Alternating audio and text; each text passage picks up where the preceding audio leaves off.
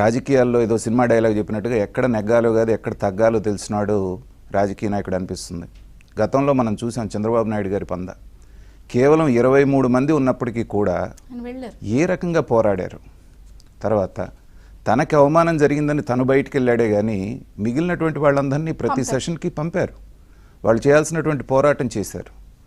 మరి ఇప్పుడు జగన్మోహన్ రెడ్డి గారు వస్తున్నారు అంటే ఏంటంటే దానికి 2-3 కారణాలు మనం విశ్లేషించుకోవాలి. మొట్టమొదటిది రఘురామకృష్ణరాజు గారు వేసినటువంటి ట్రాప్.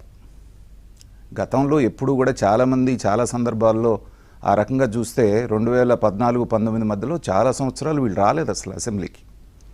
అయినప్పటికీ ఆ రోజున ఉన్నటువంటి కోడెల శివప్రసాదరావు గారు ఇలాంటిది ఏది అనలేదు, వాళ్ళని అనర్హత అనలేదు. కానీ ఎప్పుడైతే దీన్ని బయటికి తీసుకొచ్చారో ఆ రోజు నుంచి 3 సెషన్స్ కంటిన్యూస్గా ముందు నుయ్యి వెనక గొయ్యిలాగా అయిపోయింది జగన్మోహన్ రెడ్డి గారి పరిస్థితి.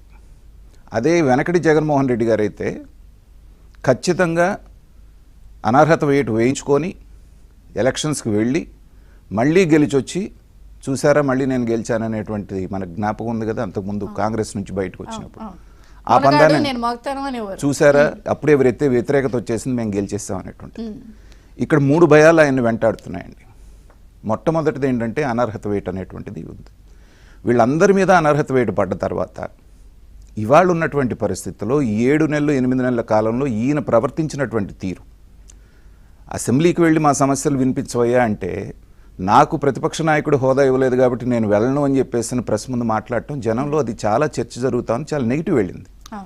ఇలాంటి సందర్భంలో అనర్హత వేటు పడి మళ్ళీ గనక ఎలక్షన్స్కి వెళితే ఈ ఉన్నటువంటి 11 మందిలో ఎంతమంది గెలుస్తారు అనేటువంటిది ప్రశ్నార్థకం. సో దాంట్లో ఏ సగం మంది ఓడిపోయారనుకోండి, పొరపాటున ఆయన కూడా పులివెందుల్లో ఓడిపోతే ఇక రాజకీయంగా ఆయనకి సమాధి అనేటువంటిది జరుగుతుంది. అది రెండవది. మూడోది ఏంటంటే ఇవాళ గనక రాకపోతే చాలామంది ఎమ్మెల్యేలు ముఖ్యమంత్రి ఆయన జగన్మోహన్ రెడ్డి గారు రాకపోయినా మేమైతే వెళ్తాం అనేటువంటి మూడ్లో ఉన్నట్టుగా తెలుస్తుంది. కారణం ఏంటంటే సంవత్సరం కూడా తిరగకముందే ఒక్కొక్కళ్ళు 50 కోట్లు 60 కోట్లు 70 కోట్లు ఖర్చు పెట్టి ఎమ్మెల్యేలు అయ్యారండి. సో చేతిలో చేసుకొని జగన్మోహన్ రెడ్డి గారు చెప్పగానే వెనక బ్యాక్ సీట్లో కూర్చొని వినటానికి ఎవరు లేరు. ఇప్పటికే అసమ్మతి స్వరాలు వినపడుతున్నాయని, దీంట్లో ఎంతమంది గోడ దూకుతారు అనేటువంటి పరిస్థితి ఉన్నటువంటి సందర్భంలో ఏంటంటే ఖచ్చితంగా తప్పనటువంటి పరిస్థితిలో ఆయన అసెంబ్లీకి రావటం జరుగుతుంది. నేను ఇందాక ఆయన అభినందించాలన్నటువంటి కారణం ఏంటంటే ఇదే. ఎందుకంటే గతంలో ఏది జరిగిపోయినా సరే నా మాటే చెల్లుబాటు కావాలనేటువంటి ఒక మూర్ఖపు పట్టుదల నుంచి కనీసం ఒక మెట్టు దిగి వాళ్ళు వస్తున్నారంటే జగన్మోహన్ రెడ్డి గారిలో ఏమన్నా వేసం ఎత్తు మార్పు వస్తుందేమో.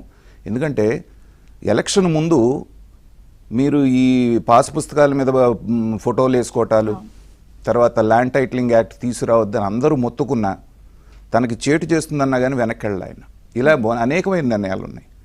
కానీ వాళ్ళు వస్తున్నారు అంటే ఏంటంటే అవసరార్థం వచ్చినా కూడా కొంతవరకు ఒక 2 మెట్లు దిగుతున్నాడు కాబట్టి అది కొంతవరకు మనం ఆహ్వానించాలి. రెండోది, కేవలం ఇవాళ వచ్చి ప్రసంగంలో ఏదో గలబా సృష్టించి వెళ్ళిపోయి మళ్ళీ అటెండ్ కాకపోతే మాత్రం ప్రజల్లో మరింత పలసనయ్యేటువంటి అవకాశం ఖచ్చితంగా.